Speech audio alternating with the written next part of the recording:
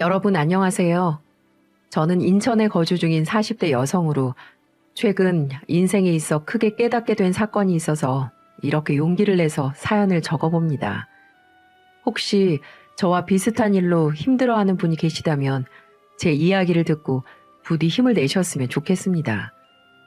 40여 년을 살아보니 인과응보라는 옛말이 괜히 생긴 말이 아니라는 걸 절실히 깨달으며 살아가고 있어요. 제게는 도대체 무슨 사연이 있었는지 지금부터 말씀드려 보도록 하겠습니다.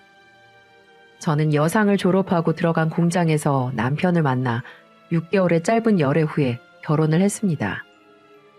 신랑의 첫인상을 떠올려 보자면 공장에서 조장을 맡고 있던 신랑은 공장의 다른 남자들과는 좀 달랐습니다. 휴식 시간이면 밖에 나가 줄담배를 피워대는 공장의 다른 남자 직원들과는 다르게 신랑은 담배는 입에도 안 대고 유흥도 그다지 좋아하지 않는 것 같았어요. 처음에는 우리 팀의 조장이니까 그런가 보다 했습니다. 회식 때도 여자 직원들만 두고 남자 직원들끼리 안마방이니 단란주점에 몰려갈 때도 신랑은 그런 공장의 남자 직원들을 따라가지 않았고 자리에 남아 여직원들이 모두 집에 갈 때까지 정말 여동생처럼 잘 챙겨줬더랬죠. 그래서인지 공장 여직원들 사이에서 신랑은 은근히 인기도 있었어요. 사실 신랑은 평소에 말도 없고 숫기가 없어서 막 재밌는 사람은 아니었어요. 대신 묵묵히 주위 사람을 챙겨주는 오빠처럼 자상한 사람이었죠. 그런 모습 때문에 인연이 되어 우리는 연애를 시작하게 되었습니다. 그리고 2년쯤 지나자 저는 남편의 아픈 과거를 알게 되었죠. 바로 남편은 어릴 적 부모에게 버림받고 성인이 되기까지 보육원에서 자란 천의 고아라는 사실이었어요. 정말 마음이 아팠습니다. 이렇게 성실하고 착한 사람에게서 이런 가슴 아픈 사연이 있었다고 생각하니 더 안아주고 지켜주고 싶었습니다.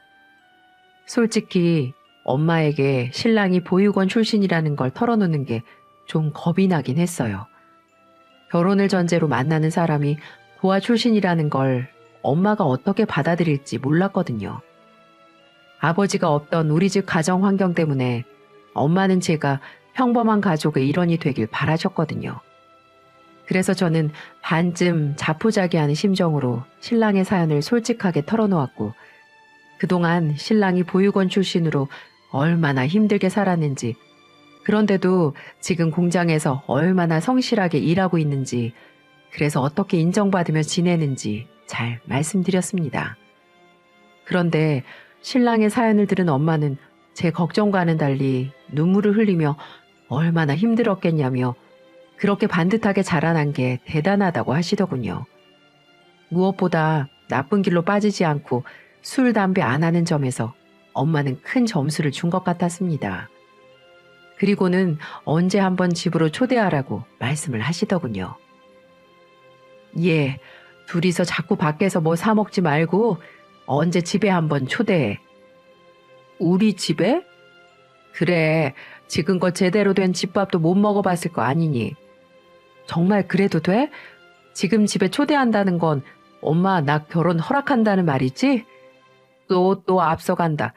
그렇게 입이 닳도록 자랑을 하니 엄마가 한번 보고 싶어서 그렇지. 그렇게 나를 잡고 우리 집에 온 신랑은 엄마에게 정말 집밥이 맛있다며 밥솥에 있는 밥을 싹싹 긁어서 전부 다 먹었습니다.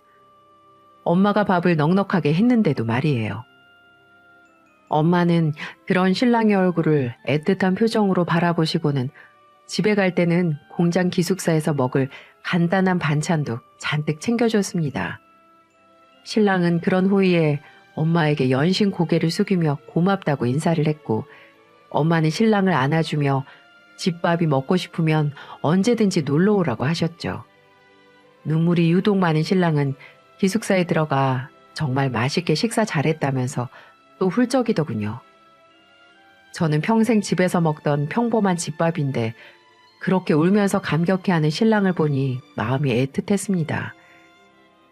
옆에서 몰래 전화 통화를 엿듣던 엄마도 눈물을 훔치더군요.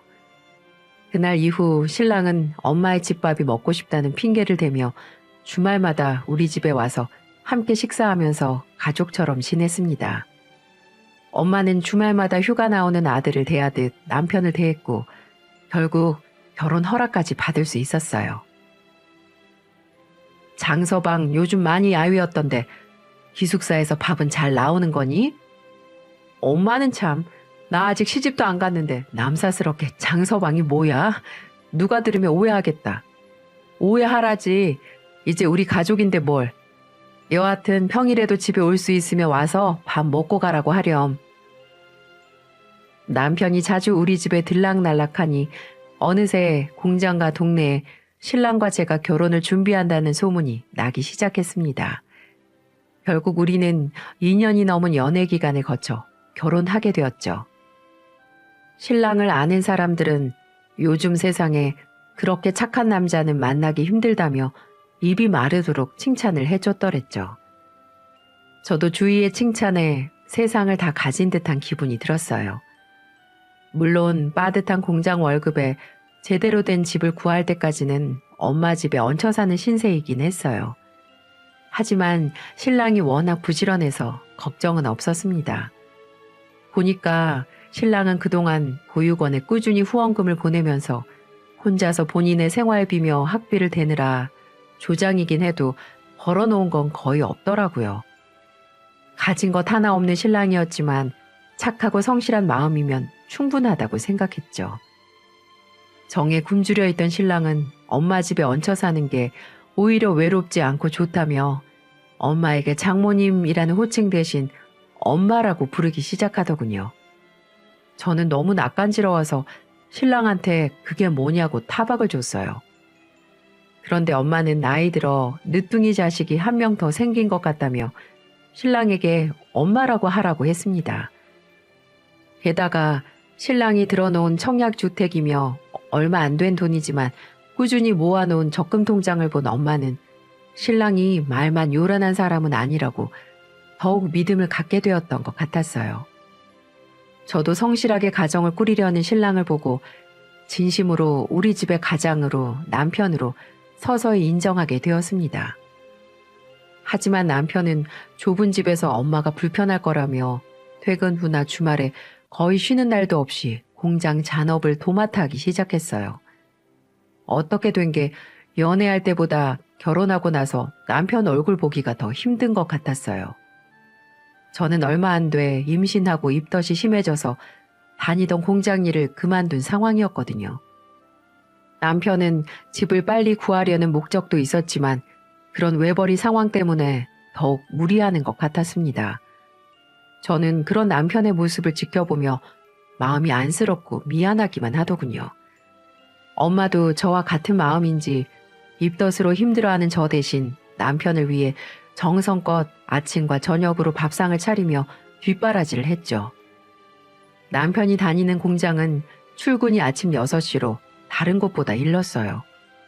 그런데 엄마는 집안의 가장이 아침을 거르면 안 된다며 새벽 4시부터 일어나 상을 차렸습니다. 새벽부터 불고기를 굽는 냄새며 고춧가루에 푹푹 굴비 졸이는 냄새, 그리고 된장찌개 냄새가 집안 가득해서 늘 무슨 잔치라도 있는 것 같았어요. 엄마가 한 불고기와 굴비, 된장찌개가 세상에서 제일 맛있다는 남편 때문이었죠.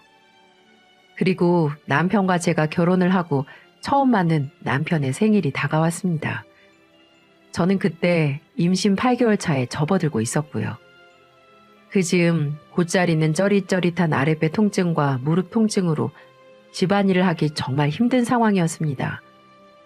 결혼하고 처음 맞는 남편 생일은 마음 먹고 제대로 차려주고 싶었는데 그러지 못해 무척 속상했어요. 엄마도 반찬 가게에 나가랴 만삭인 절 대신에 집안 살림을 도맡아 하느라 너무 바쁘게 지내고 있었기에 엄마에게 뭐라고 부탁을 하기도 어려웠습니다. 저는 조용히 케이크라도 사서 남편의 생일을 축하해 주려고 했죠. 나중에 우리 집이 생기면 제대로 된 생일상을 차려주자 뱃속의 아이와 그렇게 약속하면서요. 그런데 남편의 생일이 있기 며칠 전부터 엄마가 뭔가 분주해 보였어요. 알고 보니 엄마는 직접 마장동 정육시장과 가락동 수산시장에서 공수해온 소고기와 보리굴비로 남편의 생일상을 차리려고 분주했던 거였습니다. 식탁엔 여느 유명 한정식 집에서나 볼 듯한 상차림이 아침으로 떡하니 차려져 있었어요. 어디서 구했는지 뽀얀 식탁보도 식탁에 깔려 있었고요. 제 생일은 물론 생전 아버지 생신에도 엄마에게서 받아보지 못한 상다리 휘어지는 생일상을 받는 남편을 보니 솔직히 부러운 마음이 들었습니다. 그런 남편에게 질투가 날 지경이었지만 남편을 정말 아들처럼 생각하는 엄마의 마음에 저는 정말 고맙기도 하고 짠하기도 했습니다. 그런데 엄마가 준비한 깜짝 놀랄 선물은 상다리가 휘어질 정도의 생일상 말고도 따로 있었어요. 남편이 케이크에 초를 켜자 엄마가 남편에게 목걸이가 들어갈 만한 크기의 상자를 내밀었습니다. 저는 상자 안에 엄마가 쓴 편지라도 들어있을 줄 알았습니다. 그런데 놀랍게도 자동차 키가 들어있었어요. 아니 어머니, 이게 대체 뭐예요? 됐으니 장서방, 얼른 밖에 나가서 시동 좀 걸어보게. 엄마 말대로 집 밖에는 검은색의 경차 한 대가 놓여 있었습니다. 엄마는 새벽부터 밤까지 공장에서 일하는 남편이 조금이라도 쉽게 출퇴근을 할 수 있도록 차를 생일 선물로 준비한 거라고 하더군요. 중고로 산 경차이긴 했지만 아주 튼튼한 차였어요. 덕분에 남편은 공장에서 야간 잔업을 마치고 막차를 타기 위해 서두르지 않아도 되었습니다. 전에는 막차를 놓치지 않겠다며 서두르느라 공장에 지갑을 두고 오거나 넘어져서 다친 적도 있었거든요. 아기가 태어나고 봄이 되면 우리 네 식구는 엄마가 남편에게 선물로 준 차를 타고 근교로 드라이브를 가기도 했죠. 봄에 핀 벚꽃 나무들이 아주 예쁘더라고요. 엄마가 바라던 번듯한 가정이 완벽하게 이루어지던 순간이었습니다. 하지만 옛말에 좋은 일이 닥치면 이어서 나쁜 일이 온다고들 하잖아요. 다음 해에 받은 건강검진에서 남편은 위암 초기 판정을 받았습니다. 의사 말로는 다행히 위암 초기라 수술만 잘 되면 괜찮다고 했지만 남편의 외벌이로는 아이를 키우기에도 빠듯했죠. 엄마는 그런 저희 사정을 알고는 목돈을 선뜻 내밀면서 남편이 아무 걱정 없이 치료에만 전념할 수 있도록 지원해 주셨습니다. 그리고 아이를 키우느라 정신이 없던 저를 대신해 엄마는 남편이 완전히 나을 때까지 친아들처럼 극진히 아끼고 보살폈어요. 엄마는 아버지를 폐암으로 잃었기 때문에 제 남편은 그렇게 되지 않길 바랬던 것 같아요. 그렇게 남편을 친아들처럼 보살피는 엄마를 보고 사람들은 오자지간이라고 착각할 정도였습니다. 심지어 남편이 수술 후 회복이 잘 안 되자 엄마는 직접 한약재를 구해 몇 시간이고 탕약기 앞에 앉아 한약을 다려주는 지극정성을 보였더랬죠. 결국 남편은 엄마의 극진한 보살핌 덕분에 금세 건강을 회복할 수 있었습니다. 건강을 회복하고 남편은 전보다 더 엄마를 친엄마처럼 따르고 존경했어요. 아무리 공장 일이 바빠도 엄마의 생신이나 어버이날에는 일찍 집에 들어와 엄마를 챙겼고 반찬 가게가 분주한 날이면 공장 일로 피곤할 텐데도 반찬 가게에 나가 엄마를 도왔습니다.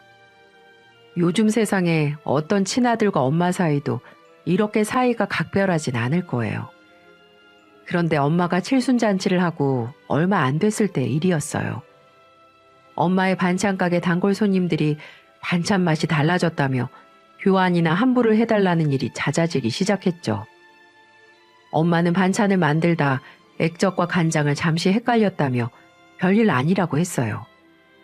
때로는 소금과 설탕을 헷갈리기도 해서 장조림을 먹는데 너무 달아서 몽땅 쓰레기통에 버린 적도 있었습니다. 점차 엄마의 가게로 환불이나 교환을 요청하는 손님들이 늘어났고 어느새 엄마의 반찬 가게를 찾는 손님이라곤 제가 어릴 때부터 와주셨던 시장분들밖에 없었어요. 저도 단순히 반찬 맛이 변한 게 엄마의 입맛이 변했나 보다 했죠. 그런데 아이를 어린이집에 보내고 집에 돌아온 날이었습니다. 방문을 열어보니 난장판인 게 아니겠어요? 엄마는 머리를 산발하고서 뭔가를 찾고 있는 것 같았어요. 저는 엄마에게 뭘 찾고 있냐고 물었죠. 그러자 엄마는 제 마음을 찢어버리는 말을 했습니다. 귀아야, 엄마 큰일 났어. 오늘 반찬 가게에서 번 돈이 몽땅 없어졌어. 돈이 없어졌다고? 오늘 엄마가 겉절이 단체 주문으로 30만 원 받은 거 분명 여기 서랍에 넣어놨거든. 근데 없다. 너 못 봤니? 엄마, 요즘 엄마 가게 그런 단체 주문 없는데 확실해? 확실해. 엄마가 그런 거 엄청 정확하잖아. 그런데 그렇게 큰 돈이 어디 갔다는 거야? 혹시 네가 가져간 거 아니야? 너희 요즘 힘들다면서 엄마 돈 가져간 거 아니냐고. 엄마, 우리가 엄마 집에 얹혀 살아도 그렇지 어떻게 나한테 그렇게 말해? 그럼 엄마가 분명 서랍에 돈을 넣어놨는데 누가 가져간 거야? 엄마가 착각한 건가 보지. 엄마 잘 생각해봐. 왜 그래? 얘는 엄마는 절대 그런 걸로 착각 안 해. 너 솔직히 한번 말해봐. 너 어릴 때도 엄마 반찬 가게 들어와서 몰래 돈 가져가고 그랬잖아. 다 알아? 엄마, 나 이제 애 키우는 엄마야. 내가 정말로 엄마 돈을 훔쳤다고 생각하는 거야? 그럼 너 아니면 누군데? 장서방이 공장에서 일하다 말고 여기서 가져갔겠니? 엄마는 반찬 가게를 완전히 닫은 뒤에도 가족 중에 누군가 자신의 돈을 훔쳐갔다고 여겼고 집안은 그런 엄마의 소란으로 언제나 난장판이었습니다. 나중엔 어린이집에 다니고 있는 아이가 돈을 훔쳤다고 의심을 하기 시작했고 심지어 아이가 입는 옷과 구두, 인형이 모두 자기 거라면서 아이의 머리채를 붙잡고 다투기도 했습니다. 남편과 저는 엄마의 건강이 심각하다고 판단해 병원에 가서 진찰을 받았어요. 의사 말이 엄마가 치매라고 하더군요. 남편은 치매라는 말에 크게 충격을 받았는지 병원 의자에 앉아 한참을 일어나질 못했습니다. 저도 엄마가 치매에 걸렸다는 말에 주저앉고 말았고 그동안 일어났던 모든 일들이 한 번도 생각하지 못했던 이 치매라는 병을 엄마가 앓고 있다는 사실에 절규하고 말았어요. 반찬 가게를 하며 치매 증상이 있었던 엄마는 미각을 잃은 바람에 음식 간을 못 맞춰 반찬 가게 손님들에게 항의를 받거나 환불 요청을 받은 거였습니다. 돈을 잃어버렸다는 것도 엄마의 환상 속에서 나온 말들이었죠. 너무 후회가 됐어요. 진작 엄마를 모셨더라면 이 정도로 심해지지 않으셨을 텐데. 의사 말로는 한 번 시작된 치매는 심한 사람은 걷잡을 수 없이 빠르게 병이 진행된다고 했습니다. 그리고 결국 몇 년 후 엄마는 7살짜리 우리 딸아이처럼 행동하기 시작했어요. 처음엔 아이의 옷이나 머리핀 같은 걸 자기 거라며 뺐더니 나중에는 딸아이와 함께 놀이터에서 모래를 가지고 장난을 치고 말도 꼭 아기처럼 말하더군요. 하지만 그 정도는 아무것도 아니었어요. 딸애가 초등학교 입학할 때가 되자 엄마는 이제 이불에 똥 오줌도 못 가리는 완벽한 어린애가 되어 있었어요. 엄마가 잠에서 깨는 아침이면 그야말로 집안은 전쟁터였습니다. 엄마가 이불에 싼 오줌이며 똥을 치우느라 집은 오물 냄새로 진동을 했고 어린 딸아이는 할머니가 무섭고 냄새가 난다며 울고불고 난리를 피웠어요. 심지어 장난감을 주지 않는다며 저와 남편을 마구 때리고 발길질을 하기도 했습니다. 그때마다 남편은 엄마를 안으며 진정시키려고 했지만 엄마는 대뜸 남편에게 누구냐며 손으로 핥히기 일쑤였죠.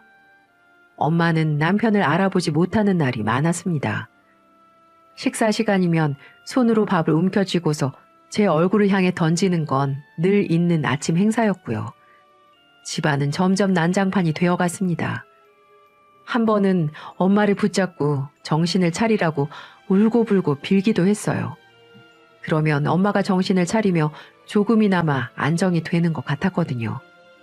하지만 그것도 잠시뿐이었네요. 한 번은 한밤중에 부엌에서 들리는 인기척에 도둑이 들어온 줄 알고 남편을 깨워 야구 방망이를 들고 난리를 피운 적이 있었죠. 그런데 부엌에 가보니 범인은 바로 엄마였습니다.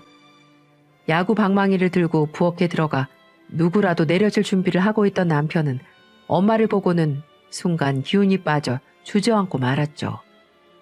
엄마는 냉장고 안에 있는 음식을 손으로 집어 전부 먹어치우고 있었어요. 엄마의 입가와 머리카락은 고추장과 음식물로 엉망이었죠. 엄마는 절 잡고 왜 점심을 안 주냐고 소리를 질렀는데 핸드폰으로 시간을 확인해 보니 새벽 2시더군요. 그렇게 냉장고에서 음식을 너무 마구잡이로 꺼내 먹은 탓에 엄마는 심하게 배탈이 나서 병원에 반나절이나 입원을 해야 했습니다. 나중에 살펴보니 엄마는 해동도 되지 않은 돼지고기며 시금치, 유통기한이 지난 야쿠르트까지 몽땅 다 먹었더라고요.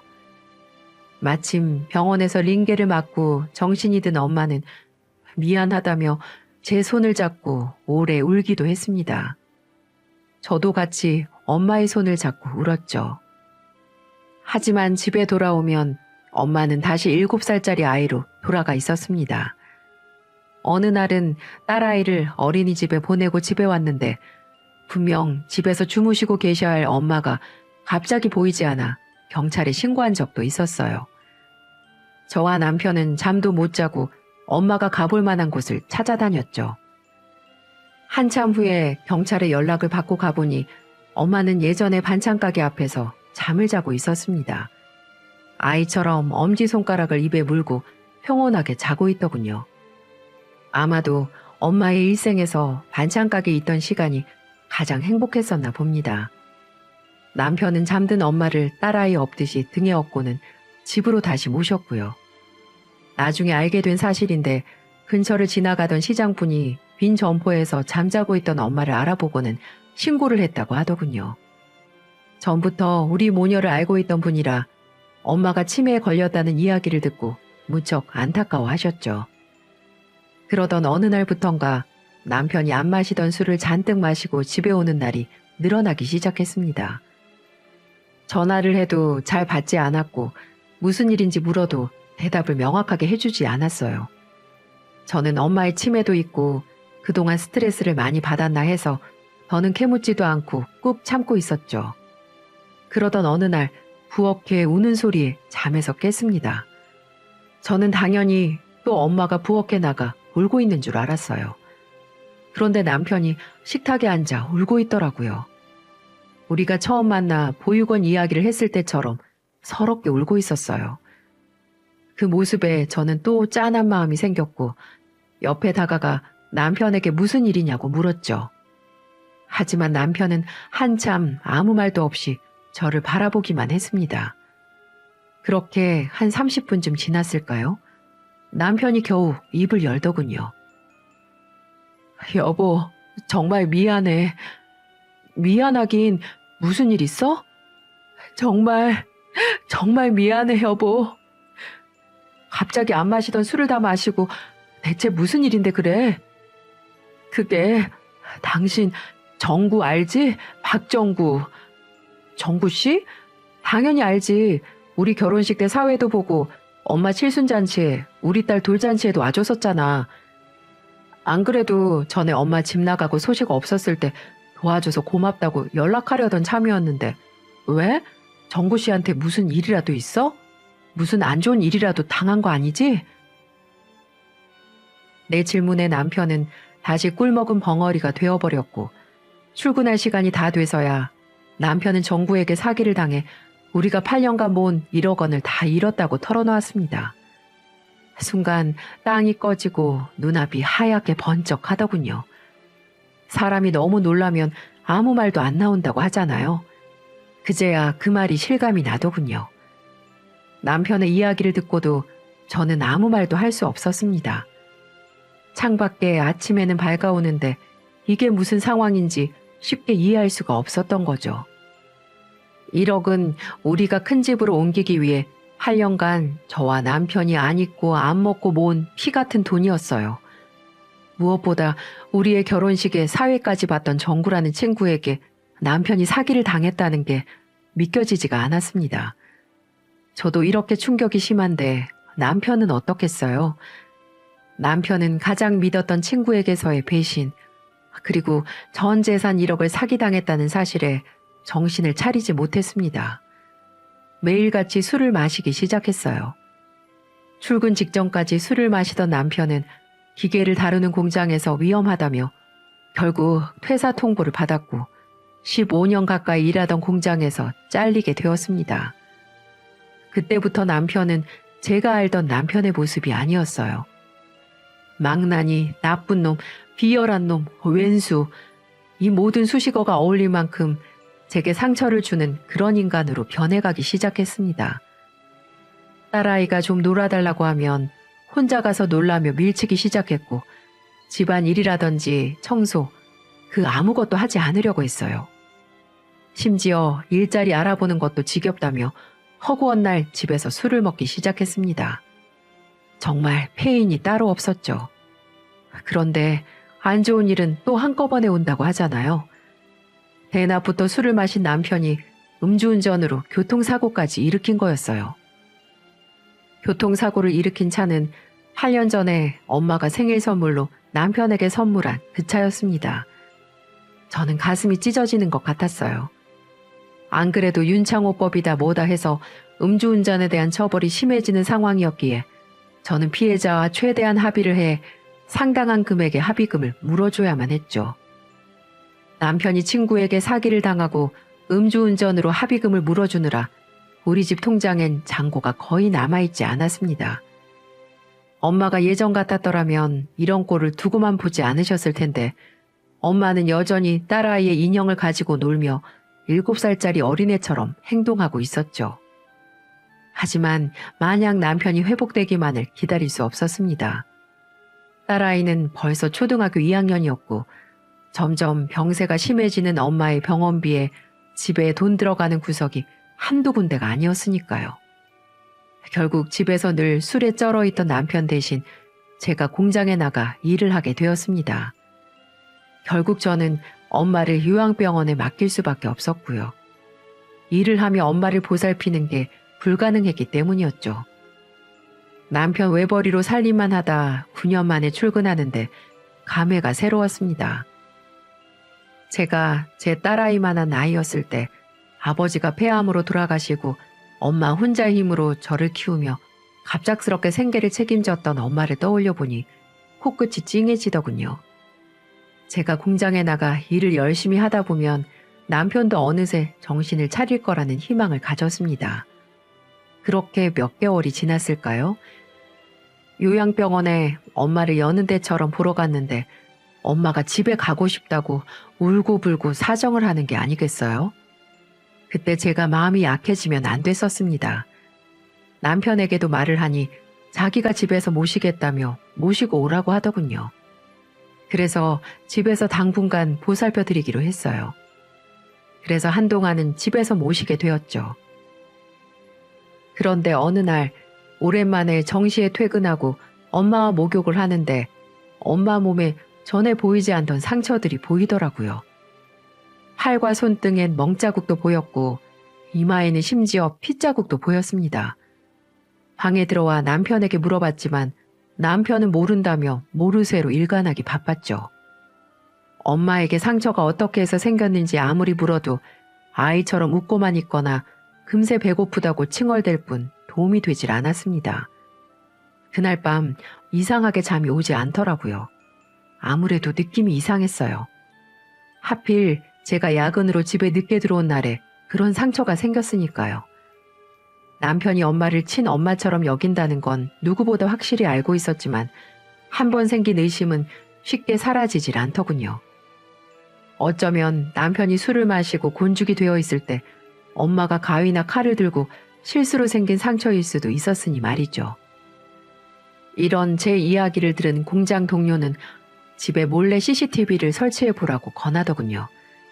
집에 키우는 강아지들을 두고 외출할 때 요긴하게 쓰는 CCTV가 있는데 소리도 제대로 다 들리고 화질도 나쁘지 않다고 하더라고요.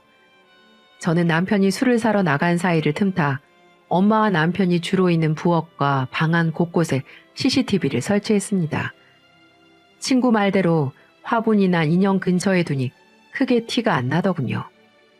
그렇게 일주일쯤 지났을까요? 또 한 번 경악스런 사건이 벌어지고 말았습니다. 어느 날 엄마가 또 한 번 실종이 된 거였어요. 너무 놀라 동네 방방 곳곳을 찾아 헤맸죠. 하지만 찾을 수가 없었어요. 또다시 경찰에 신고한 다음 제 머릿속에 스쳐 지나가는 게 있었습니다. CCTV. 바로 그 CCTV에 엄마의 모습이 찍혀있을지 모른다는 생각이 들더군요. 왜 엄마가 집을 나가게 됐는지, 무슨 일이 있었는지 말입니다. 저는 남편이 술에 취해 잠든 사이 딸아이의 방에 들어가 주저없이 CCTV 영상을 확인했죠. 그리고 이어지는 충격적인 영상에 저는 자리에 앉아 오열할 수밖에 없었습니다. 보니까 남편은 술을 마시고 낮잠을 자느라 엄마의 식사는 제때 밥을 챙겨주지 않고 있었더라고요. 그걸로도 마음이 메어지듯 아픈데 남편은 그것으로도 모자라 밥을 달라고 다리를 버둥대며 떼를 쓰는 엄마를 벽에 소리가 나도록 힘껏 밀쳤습니다. 벽에 엄마가 부딪힌 소리가 영상에 그대로 전해졌고 저는 온몸에 소름이 돋았습니다. 그뿐만이 아니었어요. 남편은 배가 고프다는 엄마에게 뭘 그렇게 종일 처먹느냐고, 전에 반찬 가게 하면서 많이 처먹지 않았냐며 소리를 지르기도 했어요. 울음이 터져나와 더는 영상을 이어서 볼 수가 없었습니다. 그리고 영상 속에서 남편은 엄마의 얼굴에 10,000원짜리 지폐를 던지며 소주를 사오라고 심부름을 시키는 거 있죠?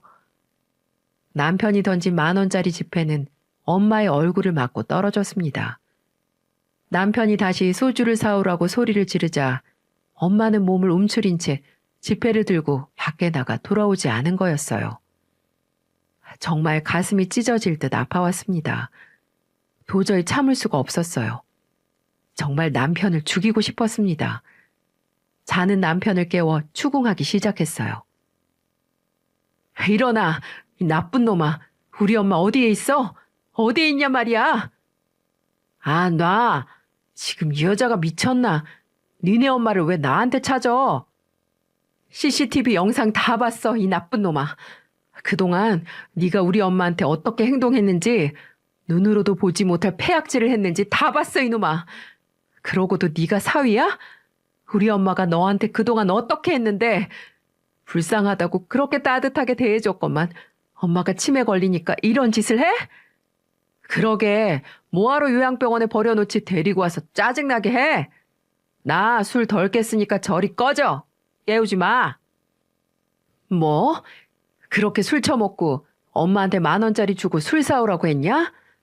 넌 내가 앞으로 제대로 복수해 줄 거니까 딱 기다려. 천하의 나쁜 놈아. 저는 그렇게 말을 하며 남편 뺨을 날려버렸습니다. 1대, 2대, 3대를 날렸어요. 남편 놈은 본인도 자기가 잘못하는 줄 아는지 제게 대응하지도 않고 맞고만 있었습니다. 그러면서 하는 말이 더 가관이더군요. 자, 이제 쌤쌤이다. 너도 나 때렸으니까 서로 없던 일로 하자고. 뭐? 너 말 다 했어? 정말 쓰레기여도 이런 쓰레기는 없었어요. 그렇게 한참을 그놈하고 입씨름하고 있는데 초인종이 울렸습니다. 그런데 문을 열고 깜짝 놀라고 말았어요.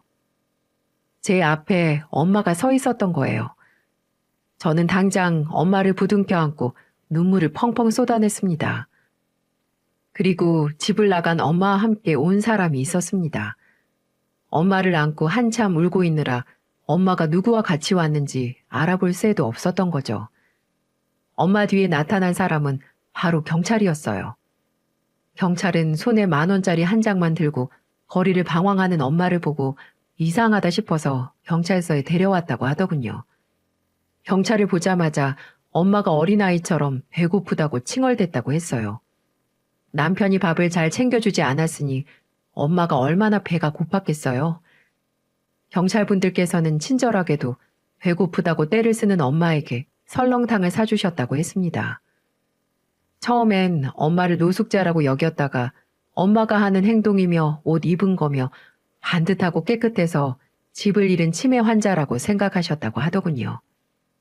저는 경찰분들께 연거푸 감사 인사를 했고 경찰분들은 자신들에게 감사할 게 아니라 이 동네 시장분들에게 감사 인사를 하라고 하시더군요. 그게 엄마가 이 동네 분인 것 같아 시장 사람들에게 알아봤더니 많은 분이 엄마를 알고 계셨다는 거였어요. 당연히 시장에서 30년간 반찬 가게를 했으니 엄마를 모르는 분은 거의 없었을 거예요. 저는 그 집에서 남편 놈과 엄마를 격리시키기 위해 엄마를 모시고 밖으로 나왔습니다. 남편 놈을 곧바로 고소하기 위해서였죠. 엄마를 데리고 온 경찰에게 저놈을 잡아가라고 하니 정식으로 고소를 하라고 하더군요. 그래서 저는 CCTV 영상들을 가지고 곧바로 고소를 진행했습니다. 그리고 돌아오는 길에 엄마가 반찬 가게를 했던 시장에 달려가 시장분들께 감사의 인사를 드렸고요.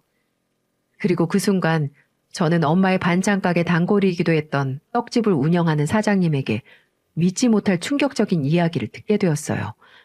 정말 뜻밖의 내용들이었어요. 이런 말을 해도 되나 모르겠는데 귀하 신랑 말이야. 네, 괜찮으니까 말씀하세요. 사실 우리 방앗간에서 가끔 배달 일을 도와주는 결혼 안 한 총각 알지? 그 총각이 글쎄 네 신랑을 안다고 하더라고. 보육원 같은 동기라고 하대. 네, 그 사람 보육원 출신이에요. 저도 알고 결혼한 거예요. 근데 이게 그 총각 말로는 보육원에서 귀하 신랑이 엄청나게 사고를 많이 일으킨 문제였다고 하더라고. 그런 말을 못 들었지? 그럼요. 저한테는 보육원에서 조용히 지냈다고만 했어요. 에휴, 그랬구먼. 들어보니까 보육원에서 그렇게 사고를 많이 치고 다녔대. 그리고 보육원에서 나와 사회 나가서도 정신 못 차리고 폭행에 사기에 정말 말도 못하게 사람들을 괴롭히고 다녔다고 하더라고. 네? 뭐라고요? 알고 보니 남편이 그 나이 먹고도 모아놓은 돈이 없었던 건 젊어서 하도 사고를 쳐서 합의금을 물어주느라 그렇게 된 거였어요. 또 공장에서 받은 월급으로 보육원에 후원금을 보냈다는 말도 보육원에 전화해서 연락해보니 남편이 전에 엄청 사고를 쳐서 그때마다 합의금을 보육원 원장님이 대신 사비로 도와준 거라 그 빚을 갚는 거라고 하더라고요. 남편은 완벽하게 과거를 세탁해서 저를 속이고 결혼한 거였습니다. 술, 담배도 못하는 척 연기를 해서 사람들한테 환심을 사려고 한 거였죠. 저는 곧바로 집으로 가 남편을 집에서 쫓아냈습니다. 시장 상인들이 집으로 같이 가준 덕분이었죠. 혼자 할 수 없는 일을 가족같이 지내던 상인들이 합심해서 저와 엄마를 지켜줬던 거였습니다. 사람들이 집안에 때로 몰려오자 남편은 깜짝 놀래더니 본인도 혼자 힘으로는 안 된 걸 파악했는지 쫓기듯이 도망가더군요. 에라이 나쁜 놈아. 한 번만 더 이 집안에 발들이면 우리가 다리 몽둥이 부러뜨릴 줄 알아. 이 고약한 놈 같으니라고. 시장에서 야채를 파는 아주머니가 울분을 토하면서 고함을 질렀어요. 정말 얼마나 든든했는지 모릅니다. 이 모든 게 30년 동안 저희 엄마가 시장에서 상인들과 얼마나 이것저것 풍파를 겪으며 가족같이 지냈는지 알 수 있었습니다. 그렇게 저는 이후 남편과 이혼을 하게 되었어요. 남편 놈은 상습적인 학대 혐의로 1년여의 실형을 선고받고 교도소에 수감되게 되었죠. 과거의 전과 기록 때문에 실형은 피하지 못했습니다. 그리고 1년 전쯤 남편이 출소했다는 소식을 들었어요. 그리고 더 놀라운 사실은 남편은 암이 재발되어 투병 생활을 하고 있다고 하더군요. 본인이 직접 전화와서 우리 딸이 보고 싶다며 한 번만 보여달라고 그렇게 울면서 애원하더군요. 참 미친놈처럼 보였습니다. 무슨 낯짝으로 제 딸을 보고 싶다는 건지 그러면서 소름 끼치게 장모님은 잘 지내냐고 물어보는데 심장이 다 떨리더군요. 곧장 전화를 끊고 번호도 바꾸고 경찰에게 신변 보호를 요청했네요. 언제도 찾아와서 해코지를 할지 모르니까요. 다른 곳으로 이사를 갈까 했지만 엄마의 추억이 담긴 이곳에서 다른 곳으로 이사 가기가 쉽지 않았습니다. 아마 전 남편 놈은 평생 후회하며 또 불쌍한 인생을 살게 되겠죠. 물론 곁에서 돌봐줄 가족 한 명 없으니 더없이 처량할 겁니다. 아마 평생 인과응보라는 옛말이 있듯이 지은 죄가 있었으니 이렇게 벌을 받게 된 것 같습니다. 이렇게 저희 순탄치 않은 결혼은 끝이 났어요. 누구 하나 웃는 사람이 없습니다. 엄마는 치매에 걸렸고 전 남편과 저는 이혼남, 이혼녀 타이틀을 갖게 되었으니까요. 하지만 저는 앞으로 저만 바라보는 제 딸과 엄마를 위해 열심히 달릴 생각입니다. 비록 미천한 몸뚱이 하나뿐이지만 대한민국 아줌마가 얼마나 대단한지 이 세상 사람들에게 보여주며 살 생각입니다. 뼈를 깎는 고통으로 열심히 살도록 하겠습니다. 이걸 보시는 모든 분들은 저와 같은 일은 부디 겪지 마시길 바라고 우리 세 식구가 앞으로 잘 살 수 있도록 여러분들이 응원해 주시면 감사하겠습니다. 다들 행복하시고 가정에 축복 많이 있으시길 바랍니다. 감사합니다.